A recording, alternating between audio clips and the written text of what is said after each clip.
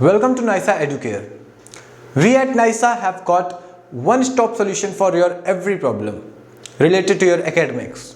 Be it physics, be it chemistry, be it bio, and we are heading towards more. आज हम बात करने जा रहे हैं साइंस के बारे में। साइंस से तो आप सभी लोग वाकिफ़ हैं कि साइंस क्या है।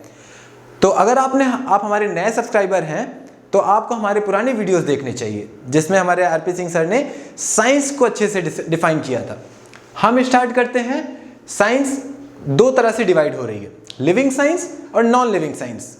लिविंग साइंस में हम पढ़ते हैं बायो के बारे में और नॉन लिविंग साइंस में हम देखेंगे फिजिक्स और केमिस्ट्री के बारे में। अब आप ये सोचेंगे कि केमिस्ट्री क्या है। केमिस्ट्री जो वर्ड है ये डेराइव हुआ है वर्ड अल्केमिया वर्ड से, और ये जो अल्केमिया वर्ड है इसका मतलब होता है आर्ट ऑफ ट्रांसफॉर्मेशन, मतलब कि बदल जाने की कला को हम केमिस्ट्री कहते हैं। नाम से बहुत कुछ चीजें क्लियर हो गई शायद कि क्या इसमें चेंजेस हो रहे हैं। तो चलिए देखते हैं कि केमिस्ट्री में हमें और क्या क्या देखना है और हम क्या क्या देखेंगे और केमिस्ट्री क्या होती है। हम लोग जब फिजिकल वर्ल्ड के बारे में पढ़ते हैं तो हम फिजिक्स की स्टडी कर रहे होते हैं, लेकिन फिजिकल वर्ल्ड में जो चीज हम देख रहे हैं वो क्या है? वो मैटर है, वो कोई सब्सटेंस है, वो कोई कंपाउंड है, और उसकी स्टडी हम करेंगे केमिस्ट्री में। तो सबसे पहले हम देखते हैं study of matter and the substances. Matter क्या होता है? Matter is anything which has mass and occupies space. ये चीज हम लोग कई सालों से हर साल पढ़ते आ रहे हैं कि matter is anything which has mass and occupies space. और उसी मैटर की डिटेल स्टडी जब हम करते हैं तो हम करते हैं केमिस्ट्री में। उस मैटर की जो प्रॉपर्टीज हैं, मतलब कि उसकी कैरेक्टरिस्टिक्स क्या है। हम लोग अगर आदमी के बारे में बात करते हैं तो हम बात करते हैं कि वो आदमी कैसा है, उसका फिजिकल अपीयरेंस कैसा है, उसका मेंटल अपीयरेंस कैसा है, उसका पर्सनैलिटी कैसा है। ठीक उसी तरह से हम लोग कोई भी मैटर देखते हैं, कोई भी सब्सटेंस देखते हैं, कोई भी एलिमेंट देखते हैं तो हम उसकी प्रॉपर्टीज के बारे में जानते हैं, बी इट फिजिकल प्रॉपर्टी और it chemical property. Physical property में क्या?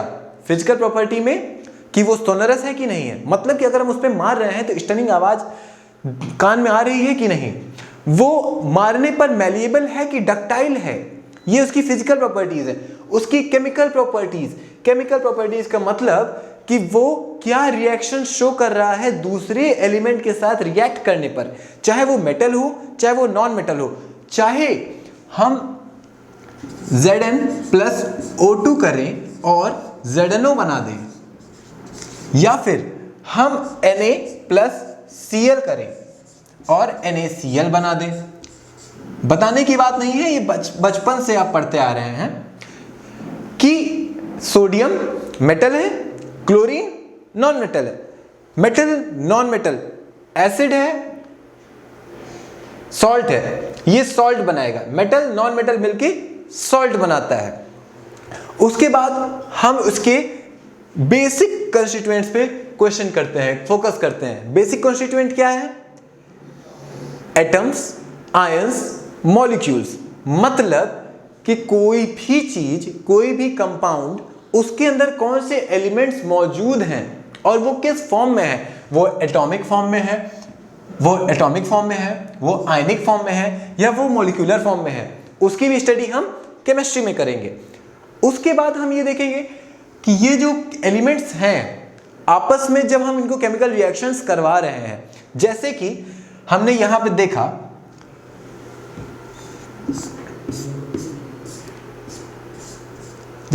यहां पे कि हमारे पास Na था और Cl था, और ये आगे चल के बन रहा है NaCl।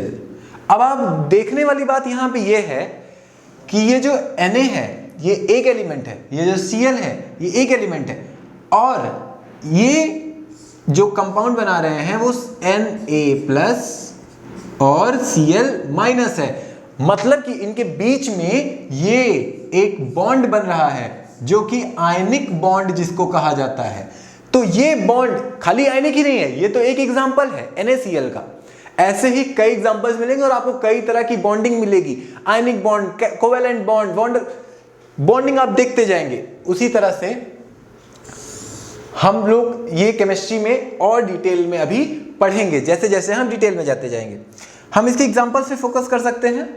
Photosynthesis, plants make their own food through a process called photosynthesis. Class 7th की डेफिनेशन हमने पढ़ी थी ये, कि एग्जांपल में हम फोटोसिंथेसिस, वो क्या होता है, उसमें केमिकल रिएक्शन होते हैं, बायोलॉजिकल चेंजेस हो रहे हैं। केमिकल रिएक्शंस क्या हो रहे हैं, ग्लूकोज का फॉर्मेशन हो रहा है, उसके रिएक्शंस आप लोगों ने बचपन से पढ़ते आ रहे हैं। हम लोग हाथ धोने के लिए साबुन का इस्तेमाल कर रहे हैं। आज का टाइम इतना ज्यादा महामारी फैला हुआ है इस समय कि अगर हम लोग अपने आप को सही नहीं रखेंगे तो हम लोग बेड पर होंगे। तो हमारे चाहे सोप्स हैं, सैनिटाइजर है, ये सब किससे बन रहे हैं, ये सारी चीजें केमिकल रिएक्शंस के थ्रू जाती हैं और हमें जो बाय प्रोडक्ट मिलता है वो हमारा सोप है, वो हमारा सैनिटाइजर है। और ऐसे ही तमाम चीजें हैं जो कि ये केमिस्ट्री के थ्रू, जो कि केमिकल रिएक्शंस के थ्रू हमको मिलते हैं। ठीक उसी तरह से अब हम देखेंगे कि केमिस्ट्री कितने तरह से होती है। अभी हम लोग स्टार्ट करेंगे क्लास 12th की केमिस्ट्री के बारे में। क्लास 11th आप लोग पढ़ के आए हैं, हम लोग स्टार्ट करेंगे क्लास 12th की केमिस्ट्री से। उसके पहले एक बेसिक ब्रीफ मैं आपको दे दूं कि केमिस्ट्री बेसिकली 5 पार्ट में डिवाइड होती है: एनालिटिकल, फिजिकल, इनऑर्गेनिक, ऑर्गेनिक और बायोकेमिस्ट्री।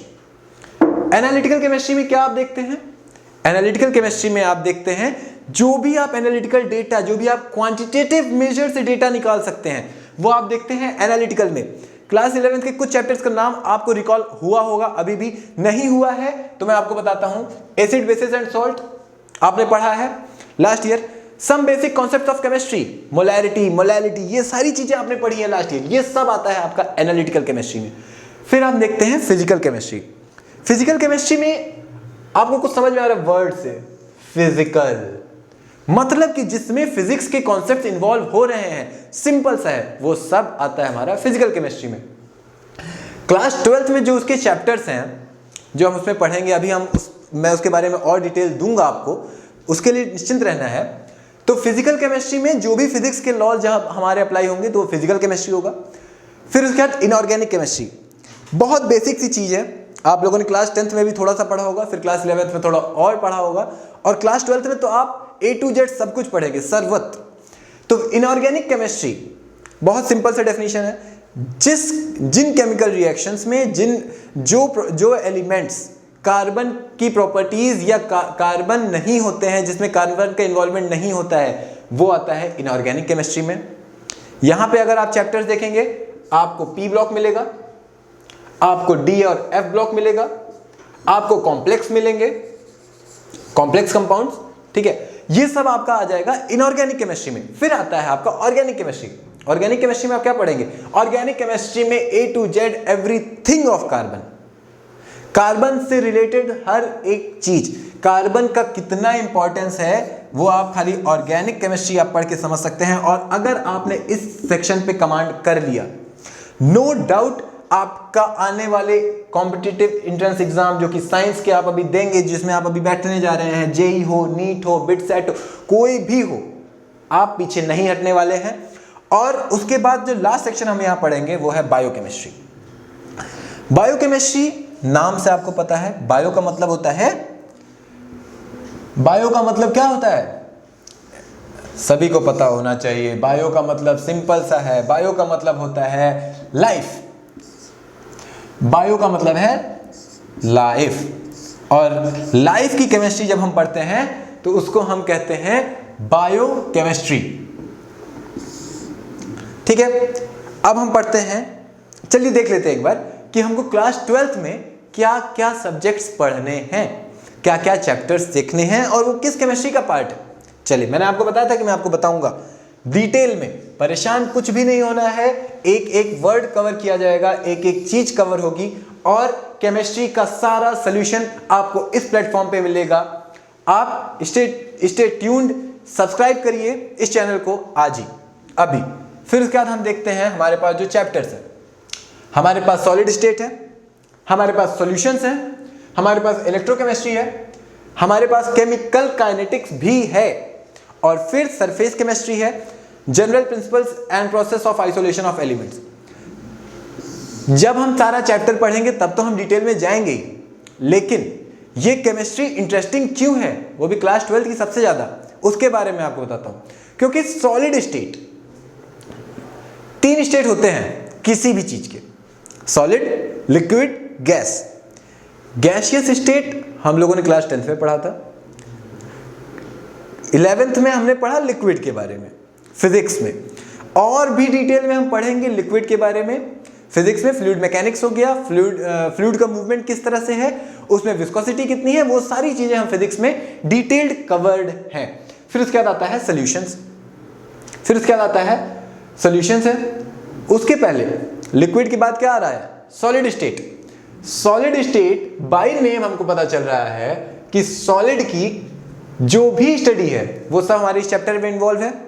फिर उसके बाद सॉल्यूशंस, मतलब कि दो चीजें मिल करके एक सॉल्यूट बन रहा है, एक सॉल्वेंट बन रहा है, उसकी पूरी स्टडी कि उसमें कितना जो है कंसंट्रेशन है, कितना वॉल्यूम है, वो सारा चीज हम देखेंगे सॉल्यूशंस में। फिर हम देखेंगे इलेक्ट्रोकेमिस्ट्री। इलेक्ट्रोकेमिस्ट्री, जहां पर भी आप ये वर्ड देख रहे हैं इलेक्ट्रोकेमिस्ट्री, आपको नाम से ही पता चल जाना चाहिए। इलेक्ट्रोकेमिस्ट्री मतलब इलेक्ट्रॉन्स का इन्वॉल्वमेंट है, चार्ज फॉर्म हो रहा है, चार्जेस मूव करेंगे, और जब चार्जेस मूव करेंगे तब जो हमारा केमिकल कंपाउंड या जो भी रिएक्शंस हमारे होंगे हम उनको क्या कहेंगे, इलेक्ट्रो, वो सब हम पढ़ेंगे इलेक्ट्रोकेमिस्ट्री में। फिर हम पढ़ते हैं केमिकल काइनेटिक्स।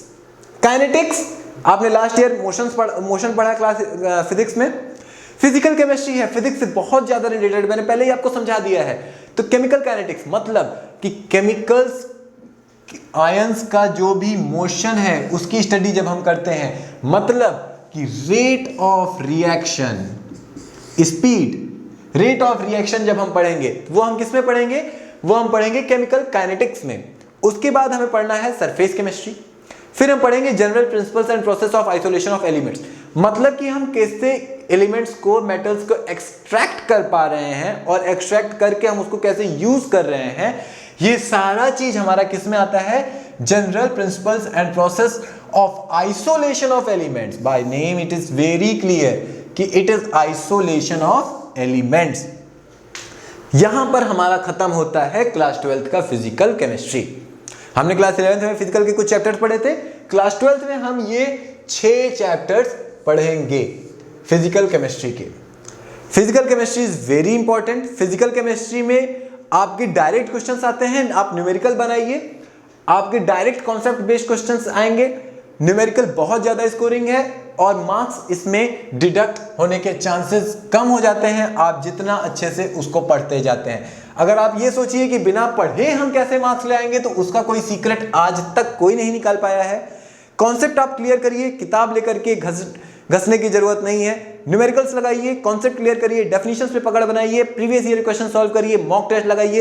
एक दिन में 1 घंटा केमिस्ट्री को डेली दीजिए, केमिस्ट्री आपके हाथ में रहेगी हमेशा। फिर हम आते हैं अगले चैप्टर पे।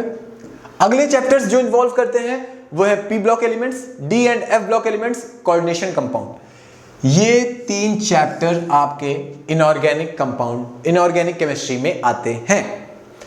पी ब्लॉक एलिमेंट है, पी ब्लॉक एलिमेंट नाम से पता है, नाम से ही सब कुछ पता चल जाता है केमिस्ट्री में। एस ब्लॉक होता है, पी ब्लॉक होता है, डी ब्लॉक होता है और एफ ब्लॉक होता है। तो एस ब्लॉक एलिमेंट हमने कहां पढ़ा है, पिछले साल हम पढ़े थे क्लास 11th में द एस ब्लॉक एलिमेंट। इस साल हम पढ़ेंगे P D F block element. और कुछ कसर छूट गई, पीरियोडिक टेबल दिमाग में आ गया होगा आप सभी के कि एस पी डी एफ नाम सुने हम तो कुछ कसर छूट रही है, हाँ, और वो कसर जो छूट रही है वो पूरा कर देता है कोऑर्डिनेशन कंपाउंड, कॉम्प्लेक्स कंपाउंड। जहां पर भी आपको केमिस्ट्री में इस डिब्बे के अंदर आपको एलिमेंट्स जब दिख जाएं तो आप समझ जाना कि कॉम्प्लेक्स कंपाउंड इन्वॉल्व हो गया है, ठीक है। फिर उसके बाद अब हम लोग जो पढ़ेंगे that is to be frankly से वेरी वेरी इंपॉर्टेंट या बहुत ज्यादा इंपॉर्टेंट, आप उसको कुछ भी कहिए, लेकिन ये एक ऐसा पार्ट है केमिस्ट्री का जिसको अगर आपने इग्नोर किया तो वो शायद आपकी जिंदगी की बहुत बड़ी भूलों में से एक होगा, क्योंकि organic chemistry is the part जिसको हम लोग इग्नोर कर ही नहीं सकते हैं। तो हम लोग स्टार्ट कहां से करेंगे? Haloalkanes, haloarenes, alcohol, haloalkanes and haloarenes. बहुत बेसिक सा मतलब, यहीं पे आपको एक चीज समझा देता हूं, चैप्टर का मतलब आपको अभी समझ में आ जाएगा, शायद आपको पता भी हो। हेलो वर्ड हम क्यों यूज करते हैं? हेलो वर्ड हम यूज करते हैं हेलोजन फैमिली के लिए, हेलोजन फैमिली के लिए। अब देखिए, हेलोजन फैमिली हमारी कौन सी फैमिली होती है? जी हां, जिसमें हमारे एलिमेंट्स कौन कौन से आते हैं?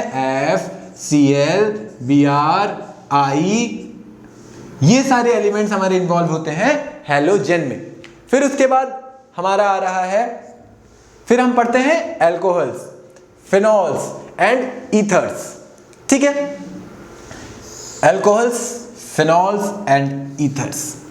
बताने की जरूरत नहीं है कि अल्कोहल की इंपॉर्टेंस क्या है आज के जमाने में।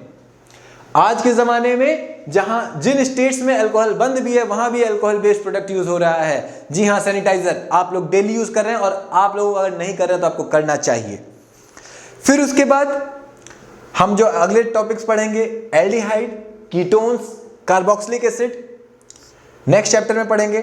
फिर हम देखेंगे अमीन्स के बारे में, फिर हम देख रहे हैं अमीन्स के बारे में। अमीन्स क्या है? अमीन्स के बारे में आपको बेसिक आइडिया होना चाहिए, और अमीन्स का बेसिक आइडिया ये है कि अमीन्स जो है इन्वॉल्वमेंट ऑफ नाइट्रोजन, जब नाइट्रोजन इन्वॉल्व हो रहा है तो जो अमाउंट, जो कंपाउंड हमारा बन के आएगा उसको हम बोलते हैं अमीन्स। यहां पे ये 4 चैप्टर हम पढ़ेंगे ऑर्गेनिक केमिस्ट्री में। पिछले साल भी हमने कुछ चैप्टर्स देखे थे, हम लोग इस साल फिर देखेंगे। पिछले साल हमने नेम रिएक्शंस पढ़े थे, पिछले साल हमने क्या पढ़ा था? Chain reaction. वेरी गुड, आप सभी को याद होना चाहिए IUPAC, इसका नाम अच्छे से याद होगा आप सबको। IUPAC नोमेनक्लेचर बहुत बच्चा वाला चीज थी, आपने 11th में पढ़ लिया। भूलना नहीं है, भूलना तो कुछ भी नहीं है। केमिस्ट्री में आप कुछ नहीं भूल सकते हैं कभी भी, जब तक कि आपका एग्जाम खत्म नहीं हो जाए। और उसके बाद अब हम लोग पढ़ेंगे क्या चीजें? 4 टॉपिक यहां हम पढ़ेंगे, halo alkane, hello arene, alcohol, phenol, ether, aldehyde, ketones, carboxylic acid, amines. Carbon जितने बॉन्ड बनाएगा हम उतना पढ़ते जाएंगे। कार्बन सिंगल बॉन्ड बनाएगा, मतलब कार्बन जो है आपका सिंगल बॉन्ड बना रहा है, ठीक है, कार्बन सिंगल बॉन्ड बनाएगा। कार्बन आपका डबल बॉन्ड भी बनाता है, ठीक है, कार्बन आपका ट्रिपल बॉन्ड भी बनाता है। और कार्बन जैसे जैसे बॉन्ड बनाता जाएगा वैसे वैसे ही उसके चैप्टर्स इंक्लूड हुए हैं और हम धीरे धीरे पढ़ते चले जाएंगे। कार्बन खुद बॉन्ड बना रहा है, कार्बन किसके साथ बॉन्ड बना रहा है, कार्बन कैसे बॉन्ड बना रहा है, वो सारा स्टडी हम लोग यहां करेंगे। कार्बन के बारे में वैसे डिटेल में बताने की कुछ खास आवश्यकता है नहीं, क्योंकि कार्बन के बारे में तो आप लोग पढ़ के आए हैं पिछले क्लासेस में कि कार्बन का कैसा क्या होता है, 4 टेट्रावैलेंट होता है, एवरीथिंग। उसके बाद अगर हम देखते हैं तो हम देखते हैं इसके बारे में। फिर हमारा जो अगला चैप्टर शुरू होता है वो होता है बायोकेमिस्ट्री का, और इसमें हमारे इन्वॉल्व होता है 3 चैप्टर्स आते हैं। 3 चैप्टर्स हम देख पा रहे हैं। नाम तो क्लियर है ना? नाम क्लियर है। नाम ये है बायोमोलिक्यूल्स, मतलब लाइफ, जिंदगी कौन दे रहा है? मॉलिक्यूल्स। जो मॉलिक्यूल्स दे रहे हैं उनकी स्टडी हम करेंगे, तो उसको हम क्या बोलेंगे? बायोमोलिक्यूल्स। नेम से आपको क्लियर है, बायो मतलब होता है लाइफ, आपको पहले भी बताया।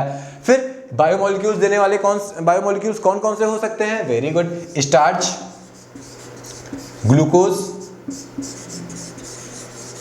लैक्टिक एसिड, सारी वो चीजें जो हमारे बॉडी में पाई जाती हैं। हमारी बॉडी में स्टार्च पाया जाता है, हमारी बॉडी में ग्लूकोज पाया जाता है, हमारी बॉडी में लैक्टिक एसिड्स पाए जाते हैं। हर एक चीज वो जो हमें पाती है वो हम पढ़ेंगे किसमें? बायोमोलिक्यूल्स में। फिर उसके बाद ये तो हो गया हमारी जिंदगी के बारे में। फिर हम बाहर निकले तो हम क्या पहनते हैं? कपड़ा पहनते हैं। कपड़े किससे बनते हैं? पॉलीमर से, ठीक है। पॉलीमर्स मतलब, पॉली मतलब क्या होता है? कोई भी चीज अगर आपको पढ़ना है ना, उसको ब्रेक करके उसको आप जितना छोटा कर सकते हो। आप अगर उसका कॉन्सेप्ट क्लियर हो गया आपका, आपका कोई भी टॉपिक नहीं छूटेगा। ठीक है। पॉलीमर्स, पॉली मतलब होता है मेनी। जब भी कोई रिएक्शंस का रिपीटिशन होता रहता है, मतलब multiple of time, n number of times, उसका कितना है वो हम बाद में देखेंगे, वो 250 लाख करोड़ कुछ भी हो सकता है उसका रिपीटिशन। तो वो जो है, वो जो कंपाउंड हमको मिलता है उसके उपरांत, उसको हम कहते हैं पॉलीमर। और वही चैप्टर हम पढ़ेंगे डिटेल में यहां पर। फिर लास्ट चैप्टर हमें देखना है। लास्ट चैप्टर हमारा क्या है? Chemistry in everyday life. रोजमर्रा की जिंदगी में हमारी केमिस्ट्री कहां हमको ले जा रही है। रोज में हम क्या क्या पढ़ते हैं? हम साबुन यूज करते हैं, डिटर्जेंट यूज करते हैं, इनफैक्ट हम खाना खाते हैं, खाना बॉडी में जाकर के रिएक्ट हो रहा है। ठीक है। हम कोल्ड ड्रिंक पीते हैं।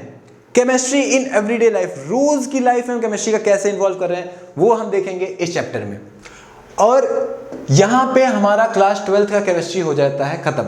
लेकिन इसके अलावा हमको और क्या करना है?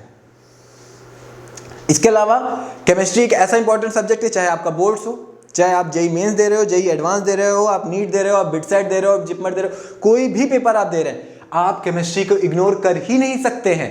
क्योंकि केमिस्ट्री, अगर आपने ये 16 चैप्टर क्लास 12th के और वो 14 चैप्टर क्लास 11th के, जिसके लेक्चर्स आपको मिलेंगे आने वाले टाइम में हमारे ही प्लेटफॉर्म पे, आप जुड़े रहिएगा। आप देखेंगे कि आप जब इसको कवर करेंगे तो कोई भी जो एंट्रेंस एग्जाम अभी आप देंगे, जिनका मैंने नाम लिया, उसमें से आप 95% आपको स्कोर करने से कोई नहीं रोक सकता है। मार्क माय वर्ड्स, कोई नहीं रोक पाएगा। 5 चीजें हैं जो आपको फोकस करनी है। यह है आपका लैडर टू 95% प्लस। 5 चीजें हैं जिस पे फोकस करेंगे हम। कॉन्सेप्ट हम आपको दे रहे हैं, डेफिनेशंस हम आपको देंगे, न्यूमेरिकल्स की प्रैक्टिस, डाई हार्ड न्यूमेरिकल्स की प्रैक्टिस, हर एक टॉपिक पर टॉपिक बेस्ड न्यूमेरिकल प्रैक्टिस आपकी साइड बाय साइड क्लास के चलती रहेगी, वो होगा। आपको प्रीवियस ईयर क्वेश्चंस के लिए कहीं भटकना नहीं है, यहीं पे आपको अवेलेबल होगा। मॉक टेस्ट आपको आपके हर एक संडेज में लिए जाएंगे आने वाले टाइम में, जब हम लोग अपने चैप्टर से स्टार्ट करेंगे, जब हमारा कोर्स खत्म होगा।